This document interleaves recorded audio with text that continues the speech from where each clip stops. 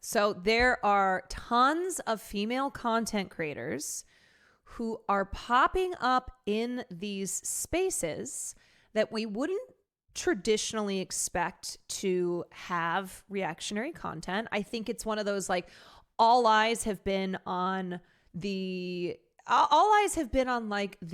political, on the political sphere, like on spaces where politics are explicitly being discussed, or not politics explicitly being discussed, but male men in the manosphere, male content creators who talk about things that are man things, like working out, like, fitness and health.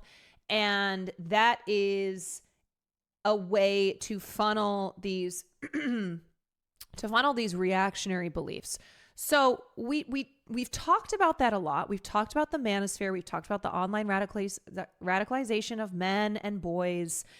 And we've got our eye now on these spaces, but there are other areas that we're really not paying attention to, and that these reactionary content creators, often female, are dominating, and they are popping up all over the place. I swear to God, everywhere I turn, there's just more and more content creators who are utilizing pop culture and specifically celebrity news as a way to push a reactionary agenda.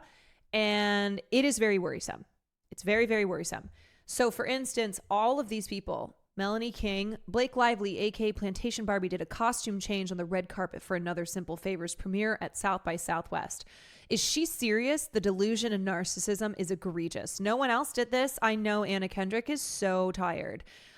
All of these people, if you go to their profiles, this is the content that they have latched onto, because it is prime for reactionary, it's prime for reactionary framing, and it is algorithmically rewarded. So it's making them more money because it's getting them more viewers, more clicks, etc. Here's another one. If you're at South by Southwest in downtown Austin in a couple hours, look for the girl with a camera and mic and this sign: Justice for Justin Baldoni, Blake lied. First of all, can I just say this is so fucking pathetic, because a man would never do this. This woman went to a Simple Favors 2 premiere and held up a sign with Justin Baldoni's face on it and was like, "Free Justin, blah, blah, blah." No man is ever doing that for a woman. Let me just tell you, okay? It is the most pathetic behavior. It's so gross. But this is another person who's like pop culture political commentator, which is what I do, except they are doing so with a reactionary spin. Okay, spiritual shift. Like, there's so many examples of these. Blake Lively is not the victim. She's the villain. Blake Lively is like a crazy serial stalker obsessed with Justin Baldoni. She's now hired a former CIA agent, blah, blah, blah. Okay. And then Candace Owens, who is going to be the focus of the conversation here. Candace Owens, who, if you haven't been paying attention, Candace Owens, who already has a large audience, has gained so many followers, so many new viewers, people who aren't necessarily ideologically right-wing, but who are finding her, who are going to her for her coverage on all things related to the Baldoni and Lively case, and are now getting sucked in to these reactionary politics. So this is what we talk about when we talk about these pipelines, okay? Let's say that you're a young guy who's like, I really want to learn more about working out. And also I'm feeling very angry in this world and very lost. Okay, I'm directed to like Andrew Tate. All right. I know he's one of the most extreme examples, but he's an example that we use all the time because so many young boys are listening to Andrew Tate. So they go for the working out, right? They go for the tips on like being a man, and then they stay for the misogyny. They stay for the extremist beliefs that are very anti-progressive, that are very anti-LGBTQ, that are very anti-women. And that's how they get sucked into this radicalization pipeline. Similarly, in pop culture, in like the entertainment news, celebrity news sphere, there are a lot of women who are seeking out, and it's not just women, but there's a large demographic of female viewers. The type of viewers, the people who are seeking out content in the beauty and wellness world, in the true crime world, in the celebrity gossip world, there are a lot of women who seek this type of content. And so let's say that you find Candace Owens, okay? Because she's talking about Baldoni and Lively, and she's blowing the fuck up. I mean, her shit is getting millions of views. And I will read this article where she is in the Hollywood Reporter, where she is talking about how successful this has been for her. And that is why she just keeps digging her claws in. So I'm a woman, and I'm like, oh, I want to learn more about Baldoni and Lively. I find Candace's stuff because it's all over my algorithm, and I'm listening to her rail against the Me Too movement, and I'm like, yeah, it has gotten out of control. Like, this is crazy. Men are being victimized. Justin Baldoni did nothing wrong. Johnny Depp did nothing wrong. And I just keep now going down this right-wing radicalization pipeline until I find myself like just straight up anti-women, anti-progress, very reactionary, and then that leads me to all sorts of shit. Okay. That leads me to that leads me to just fully ingesting this reactionary agenda that someone like Candace Owens is trying to push. That is the goal here. She's trying to exonerate Harvey. I know, we'll talk about that. Leigh Bush, thank you for the 7 months. Some channels have completely shifted their content to Blake hate, which shows you how profitable hating Blake is right now. Right. And I will say this over and over and over again. This is not about Blake Lively. This is not about me being like, we have to defend rich white celebrity women.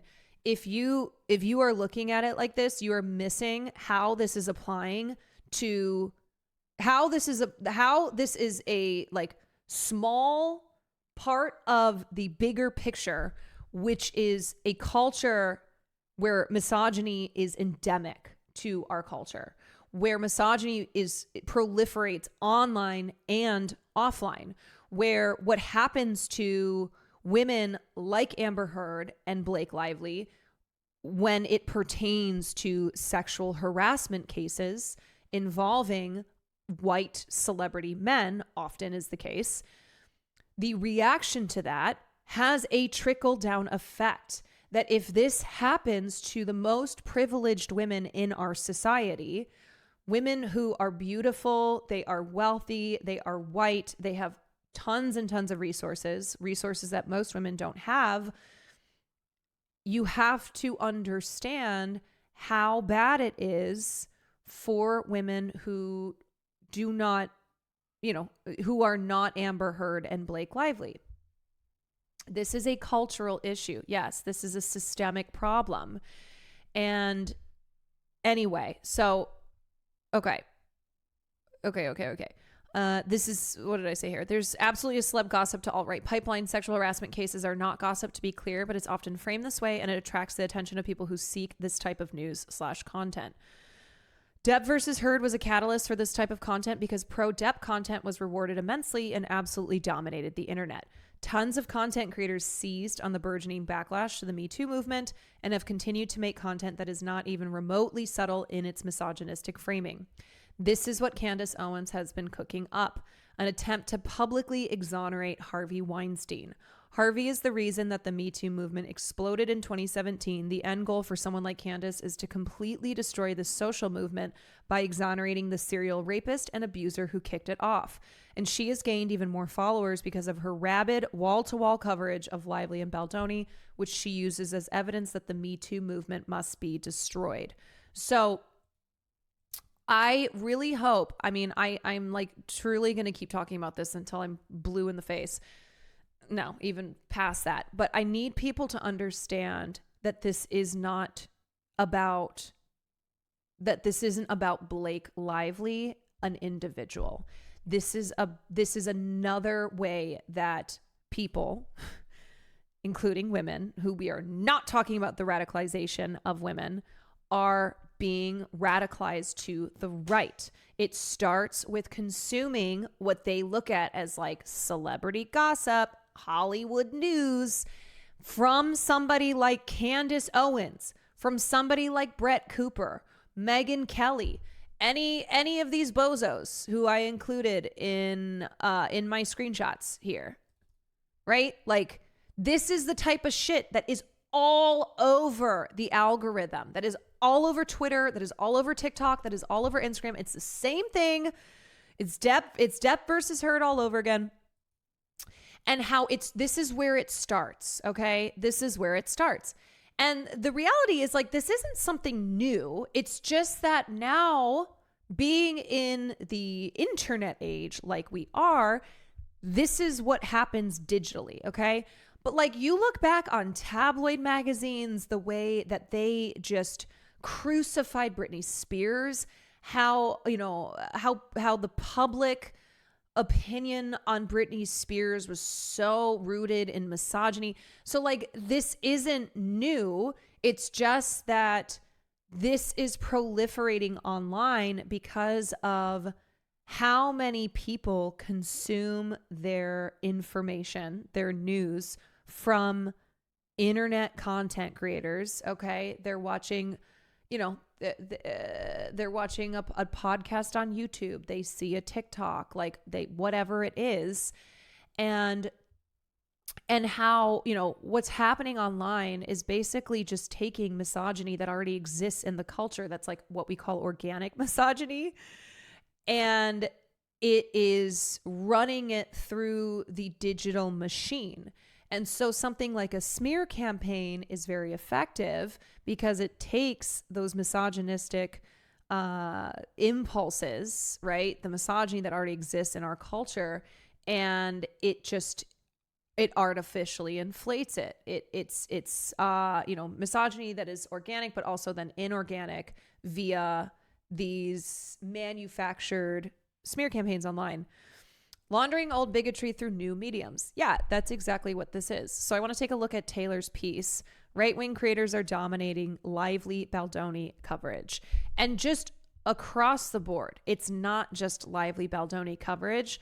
When I am looking at pop culture, like at large, right-wing commentators, right-wing content creators are proliferating. They have fully realized that these are spaces that they can dominate. And like, Brett Cooper talks about this. Taylor quotes her in the piece where it's the same thing. It's the same thing that I do, right? Where I present my leftist ideology, my progressive beliefs through the lens of pop culture because it's more palatable. And so women, these ladies, okay, these ladies, they have realized that these are spaces that they can dominate, especially with female viewers. And so we are seeing this pop up in the true crime world. You have these like QAnon or QAnon adjacent content creators who are pushing these agendas via true crime content. Same thing in health and wellness. I mean, how many fucking beauty YouTubers are now like QAnon, okay? Are now pushing this crazy ass shit because they're like part of the anti-vax movement. There's such crossover happening in all these different spaces. And it is scary. It is. It is like for people like me, it feels as if we are few and far between. That there's really not a lot of us out here, especially like I mean, I try to think of other content creators who, I try to think of other content creators my size who do pop culture this way, and there's not many. And the thing is that I mostly do this on Twitch, but I don't really have a YouTube presence, right? If you want my commentary, it's kind of, it really lives on Twitch, and I'm working on trying to bridge the gap between my Twitch content and my content on other platforms. You got to connect. Taylor and I talked on the phone for like 2 hours about this. She quoted me in her piece, but like I need to start really producing YouTube videos that is touching on all of this that I'm talking about. You will, Prage. I know. Because Twitch is just so insular. Twitch is so unique, and so content that you do on Twitch like really lives on this platform. We need a Caroline Kwan Clips Industrial Complex. We do, okay? We got to get the Caroline Kwan Clips Industrial Complex. We got to get it going, all right? So it's why, like, I mean, first of all, I will always let you use my content for your own, gain. But also having Caroline Kwan Clips Industrial Complex of all this kind of stuff that I talk about is important. It's crucial. Okay.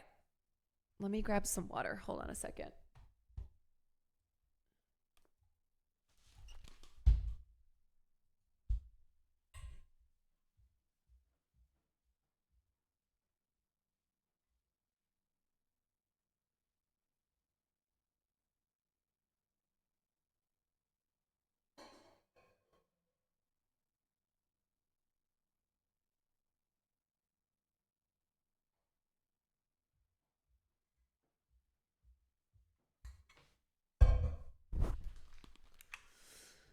Okay.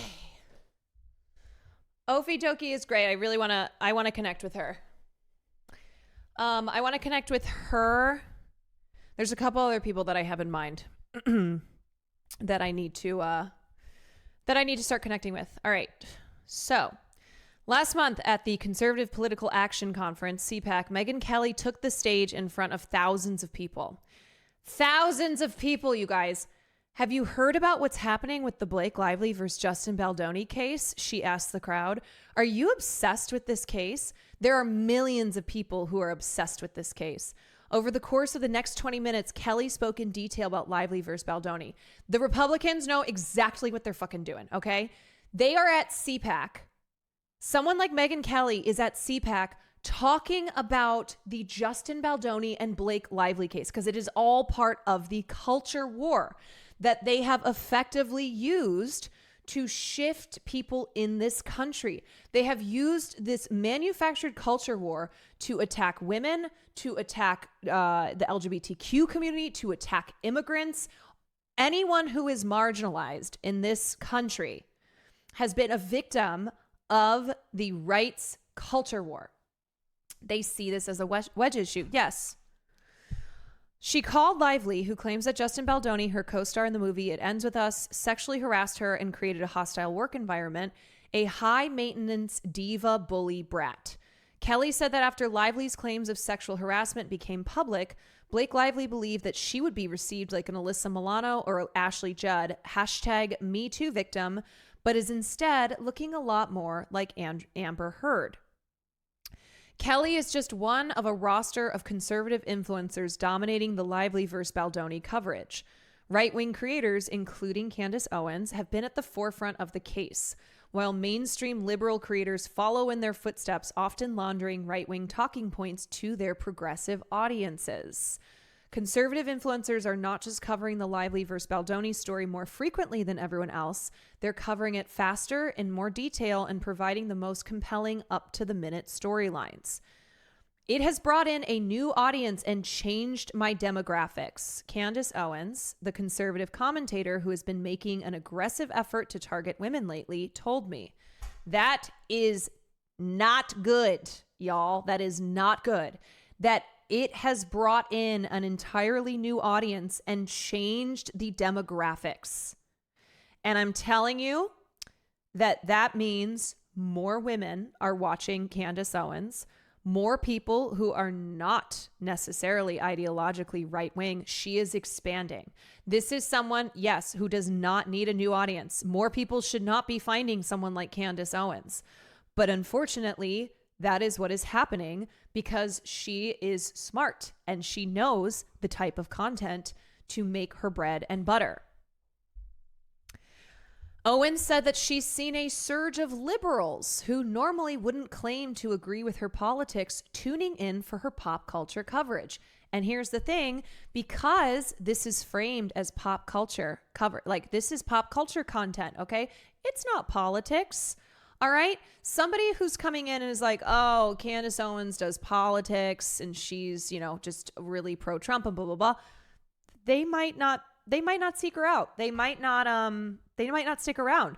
But if she is filtering those beliefs, everything is politics, yes. But if she is filtering those beliefs through pop culture news, through entertainment industry, celebrity gossip, commentary, right? The way that she's reframing this, it's going to have a more, it's more effectively reaching out past her base. It has brought in people who have never listened to my content because they feel so passionate about it, and Justin Baldoni, she said. Owens has relentlessly live streamed herself discussing the case, posting about it on Instagram and X. She created an entire YouTube playlist on her channel documenting her coverage, which is approaching 25 million collective views. In a complaint filed by Lively's team, her attorneys cited Owens' coverage as deeply influential over public sentiment, noting that a slew of online content creators have spread misleading accusations. Happy Women's Day, y'all. Yes, thank you. Welcome in, everybody. Happy International Women's Day. We are talking about women's wrongs. We are talking about women who we are not celebrating on this International Women's Day. And we are specifically talking about female content creators female reactionary content creators who are utilizing pop culture and specifically celebrity news as a way to push a very harmful right-wing agenda and radicalize more people. Women's wrongs.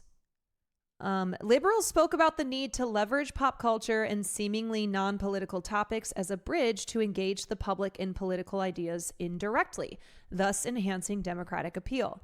Liberal pundit Chris Hayes went on Ezra Klein's podcast to bemoan Democrats losing the attention war badly. This realization prompted political action committees and wealthy Democratic donors to shower mainstream liberal influencers with funding, promising greater cultural relevance and audience reach. 5 months later, by the way, I had Democratic, I had opportunities during the election to work with PACs or to work with other, groups that work to elect Democrats. And of course, I turned it all down because I understand what it is that they want me to say. And it's things that I do not agree with. Like, I'm not going to do promo. I don't work for the Democrats anymore. I did once upon a time, but not anymore. 5 months later, the Lively versus Baldoni coverage reveals what a spectacular failure their efforts have been. Fox News has published near daily updates on the case, and conservative influencers are owning the story. skyrocketing their audience numbers and transforming the public narrative on #MeToo, while mainstream liberals either parrot Candace Owens' talking points or refuse to acknowledge the case at all. Girk, thank you for the 16 months. Phil DeFranco, the #1 news influencer in America, according to Pew Research, who is watched by a large liberal audience, has only covered the case once on his channel in a segment that he described as a surface-level normie breakdown. In the segment, he both sides Lively's harassment claims and proceeds to highlight commentary from an extreme far-right influencer who has terrorized Me Too victims and pushed people to follow creators defending Harvey Weinstein. That's who we got on the lib side. Practically all other liberal news pundits have simply ignored the story. Also, this is an insane thumbnail. If you're on social media platforms, especially if you're a woman or under the age of 40, content about Lively versus Baldoni has likely become inescapable. TikTok, YouTube, and Instagram videos about the case are amassing millions of views. Google searches have skyrocketed, and as Megyn Kelly said on stage, all of America seems to be obsessed with the controversy. So let me just state again. If you are a leftist and you're like, oh, I'm not paying attention to this at all, like, who cares? There are a lot of people who care. And you know who they're getting their news from? They are getting their coverage from people like Megyn Kelly, from people like Candace Owens, who are so openly hostile to all women's social progress. Like, I will say it a million times. This isn't about defending specifically Blake Lively, right? People will be like, why do you care so much about Blake Lively? Why are you dying on this hill? It's because it's about the bigger problem here. Drama is a gateway drug. Yes, that this is being used as fodder by horrible people like Kelly, like Megyn and Candace, as evidence that the Me Too movement is evil. That women's progress has gone way, way, way too, like, it's too much. And we need to dismantle it. We have to destroy the Me Too movement. That feminists have gotten out of control. That's just one problem here, let alone the trickle-down effect that this has on victims of harassment and abuse who don't have the resources that someone like Blake Lively has. Right-wing creators have become expert at tapping into online trends and cultural conversations and immediately recognize the opportunity. Yes, this is what they are good at, y'all. They recognize the opportunity. This is why they are dominating these online spaces, because they know that they can, because they see these opportunities and they seize them. And then it's a short step to, don't you think it's unfair men are in women's sports? It's all of it. Yes, it's all of it. So, your mom who's, middle of the road, okay, she's not necessarily right wing. She's listening to Candace Owens because she wants to know more about Blake Lively. And then, the next thing that she's listening to Candace Owens on is trans rights. Is, I guess we really shouldn't have men in women's bathrooms type of shit. How did you know I have a mom? How did you know about my mom? Right? This is the irony here, in that these women will act as if they will act like they are the real feminists, in that they are defending women from men being in their bathrooms, while simultaneously throwing the Me Too movement completely under the bus and saying how it has victimized men and how it has unfairly maligned men in this world. Last fall, after Baldoni's smear campaign against Lively was revealed in the New York Times, conservative influencers sprung to action. They flooded the zone with exhausted coverage aimed at discrediting Lively. Here's a tweet. Pop culture's gaining a huge following in right-wing media because of the creators who are covering the whole Blake Lively and Baldoni case. They infiltrated gaming, fitness, sports spaces, and now they're coming for entertainment. And this is what I'm trying to talk about, where we are well aware of the manosphere. Okay, we get how these guys all use fitness, right? They all use gaming has just been, it's just overrun with chuds, right? There's all this reactionary shit happening in these spaces that we have now come to expect it happening in, that we're like, okay, we're very aware of this stuff, but we're not looking in these other areas. And I know, because the reason that I do pop culture coverage, one, I love pop culture, right? I'm a pop culture girly. But two, as a leftist, as somebody who wants to spread progressive leftist ideology, I do so through the lens of pop culture, because it's much more approachable, because it has the potential to reach people who otherwise wouldn't want to consume explicitly political content. It's more digestible. It's relatable, right? Everybody is consuming pop culture. People, whether or not you're like, whether or not you're super duper tuned in the way that someone like me is, you are still interacting with popular culture on a daily basis, especially if you're on the internet. So I understand why these reactionary content creators are choosing something like pop culture, like the entertainment industry, to push these, right-wing ideas. Meghan Markle hate is really being used to push right-wing shit, and so many left-wing people are falling for that. Yes. And this is what this article by Taylor Lorenz really goes into detail on. Okay. Conservative influencers have used the case to dismantle public support for Me Too, especially among liberal women. So far, it's working.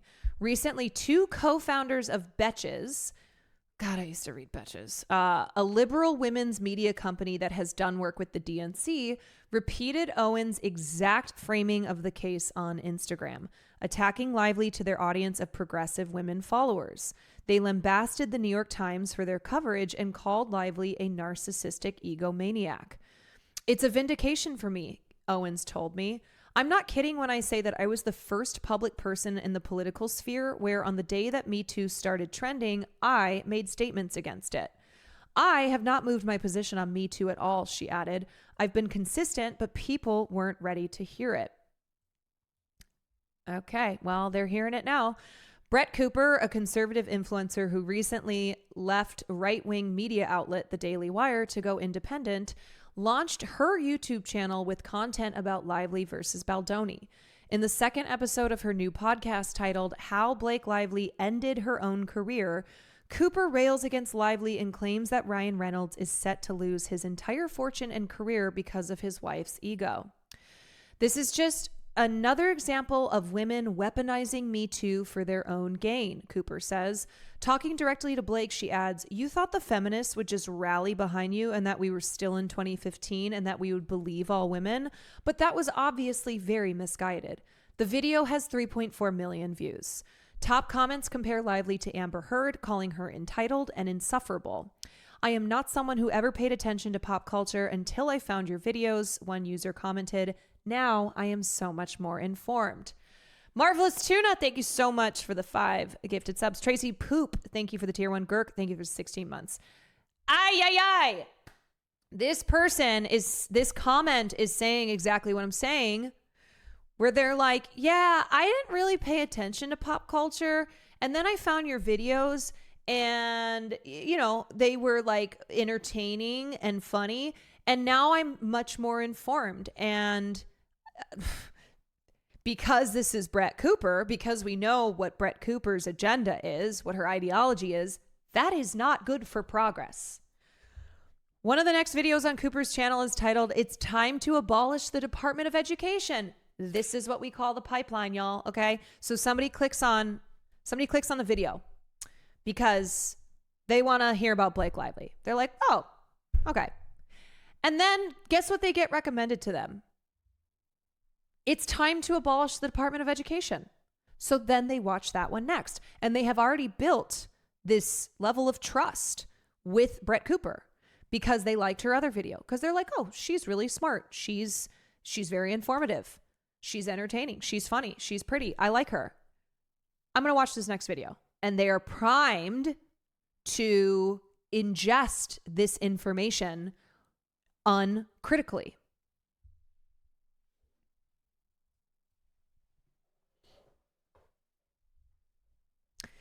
Wow, that's insane because I didn't care about pop culture until I caught one of your streams. Yes, and I'm aware of that, which is why I like really understand what is going on here. I know that there's a lot of you who are like, I don't really care about pop culture until Caroline covered it. Or like, I didn't really see the connection between pop culture and politics until I started watching Caroline Kwan's streams. Luckily, though, I am progressive. I am a leftist. I am not somebody who is anti-women. I am not somebody who is anti-LGBTQ. I am not somebody who is anti-immigrant. I am not somebody who's going to utilize pop culture and the way that I style my commentary and analysis to advocate against social progress. So I am glad that you all are here consuming this type of pop culture content rather than from somebody like Brett Cooper. I am Caroline Kwan from Women, and from women like in the, you know, in the 2 thumbs up way, in the women's rights way.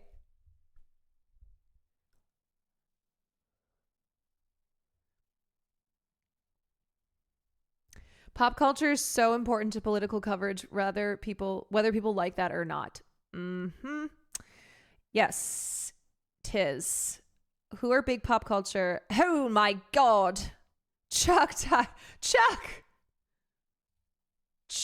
holy shit. Another 50 gifted subs on International Women's Day. Thank you. Thank you, Chuck. I supremely appreciate you and your generosity. Who are YouTube channels that I want to emulate? So I think there are a number of really great pop culture YouTube channels, but I think specifically ones that are countering these conservative, this conservative dominance in pop culture as it pertains to like specifically sexual harassment cases. They are not as many. Pop Culture Detective is really good. I do like Pop Culture Detective. They don't really make videos like they used to. I mean, a lot of the YouTubers that I met through Creators for Palestine are amazing. There's a lot of really cool leftist YouTubers, but what they do is not exactly what I'm talking about here. I think like, most of what I'll see is something in the form of a podcast. So like Matt Bernstein's A Bit Fruity podcast where he's talking to Taylor and Kat Tenbarge, where that's, on YouTube, but it's a podcast. So there are a lot of leftist commentary YouTubers. Also keep in mind, like I'm still relatively new to YouTube, so I'm not an expert here. But I have seen that like, okay, there's leftist commentary YouTubers. There are pop culture YouTubers who I know are leftists. And then there are ones who are like fusing the two in a way that is very clearly to counter people like Candace Owens and Megyn Kelly. But it's the same problem that we run into in just, the political commentary sphere. When we talk about Hassan, there's one Hassan, there's only one person Hassan size, and that is Hassan, and no one else comes close. And so it's not just a matter of like, it's not that no one's doing it. It's just we're being drowned out by reactionary commentators and content creators because there's just so many of them. And because their shit is rewarded algorithmically. Like, it is much easier to be, you know, if you're making pro Justin Baldoni content, okay? If you're making like anything that is that's going after like the Me Too movement, it's you're going to be rewarded for it.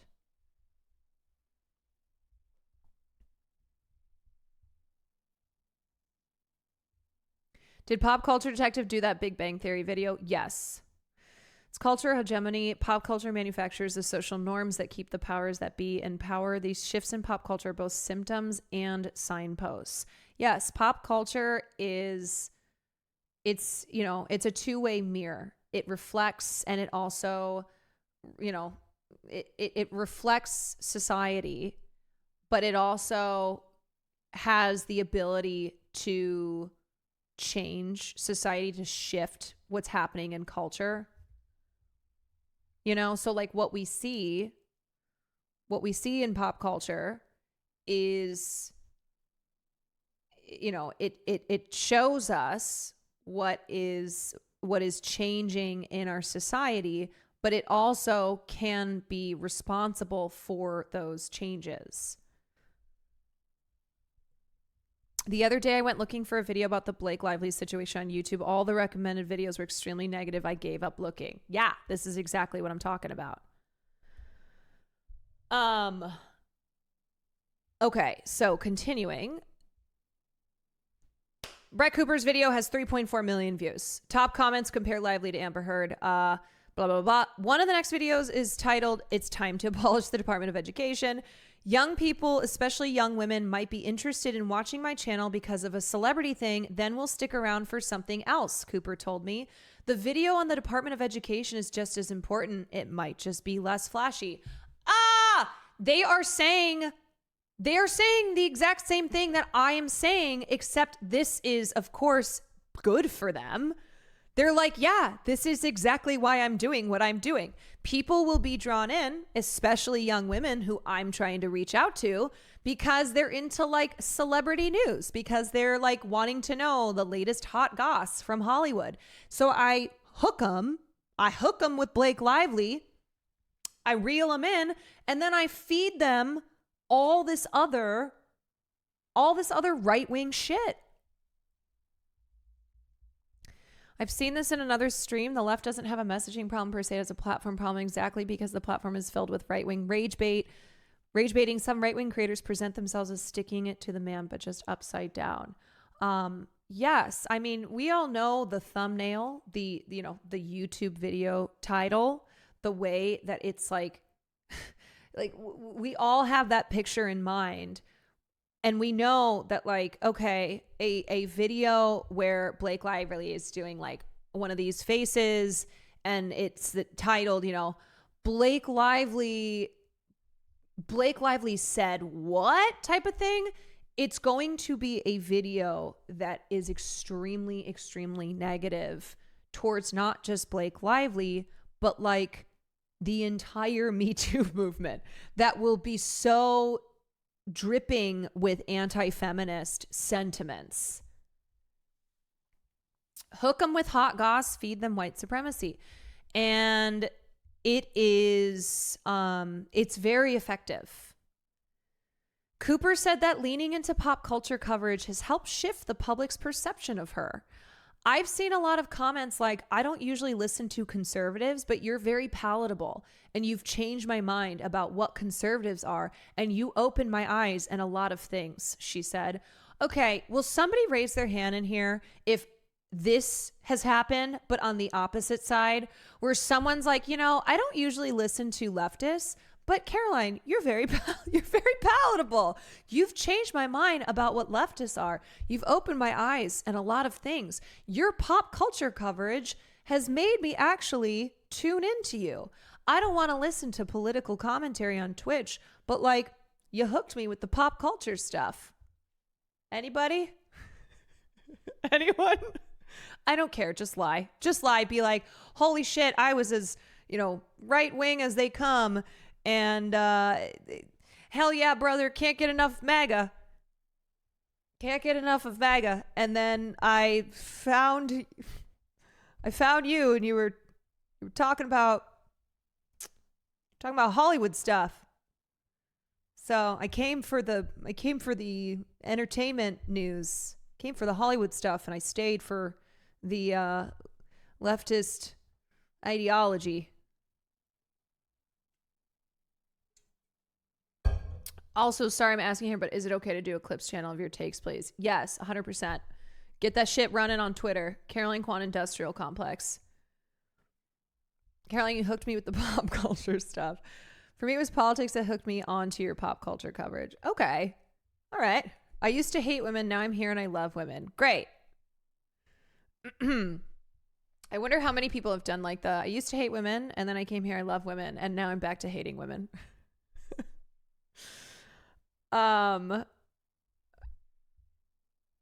You've changed my mind about pop culture stuff though. That's great. Like, I know that there's a lot of people in here who not necessarily come from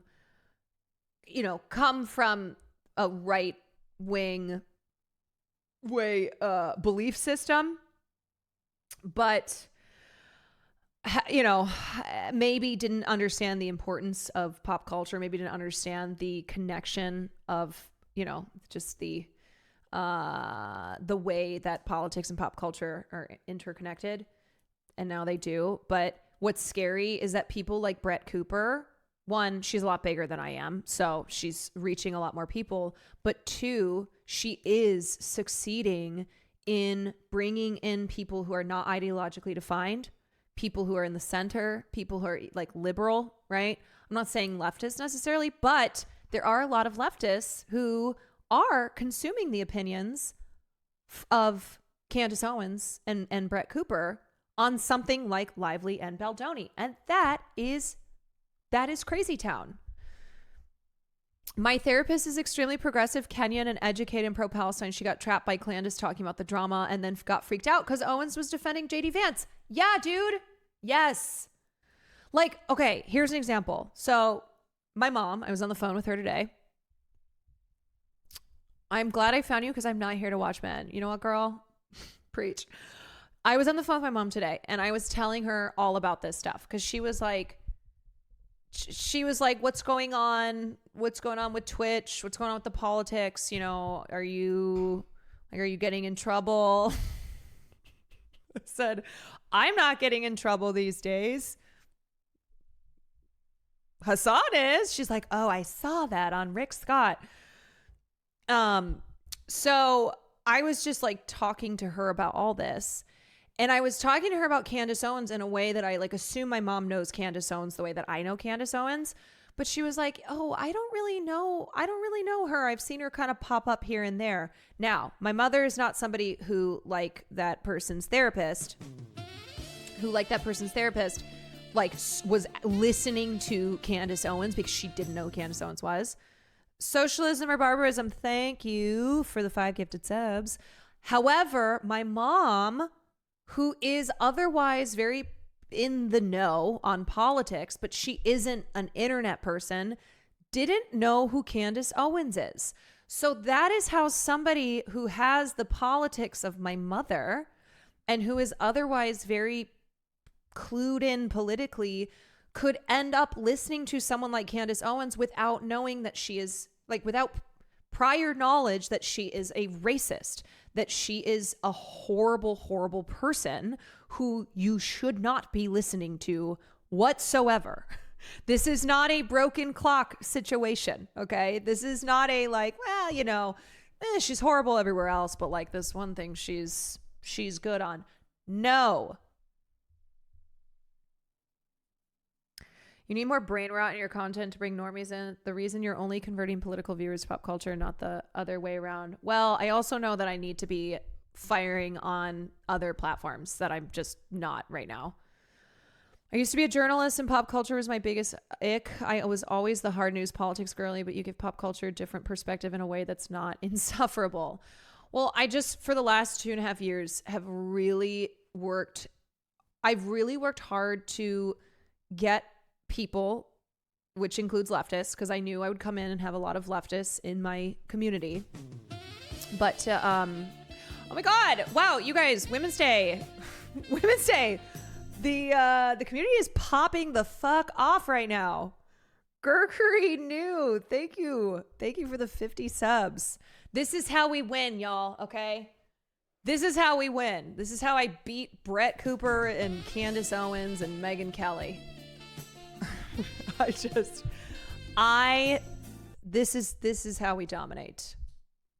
Cap Nice, thank you for the 5 gifted subs. I appreciate all the support, y'all. Okay, what was I saying? Something about blah, blah, blah, blah, blah, pop culture. Yes, we were talking about pop culture and politics. And so what I'm really trying to do now in the wake of the 2024 election, where a lot of the focus has been on the manosphere, has been on digital misogyny, has been on how young men are being radicalized. What I'm trying to do is it's not just young men who are being radicalized. Young women are also being radicalized. Female content creators are also proliferating in these spaces, but they are choosing different avenues to do this type of content. They're not here talking about testosterone and gains and all that shit. They're talking about Blake Lively. They're talking about, they're talking about stuff in Hollywood. They're talking about true crime. They're talking about whatever, right? These spaces that are very dominated by female viewers. And so leftists who dismiss pop culture, who dismiss things in Hollywood as gossip, they are ignoring how the right is dominating these spaces, how this is just another way that they are radicalizing people to the right.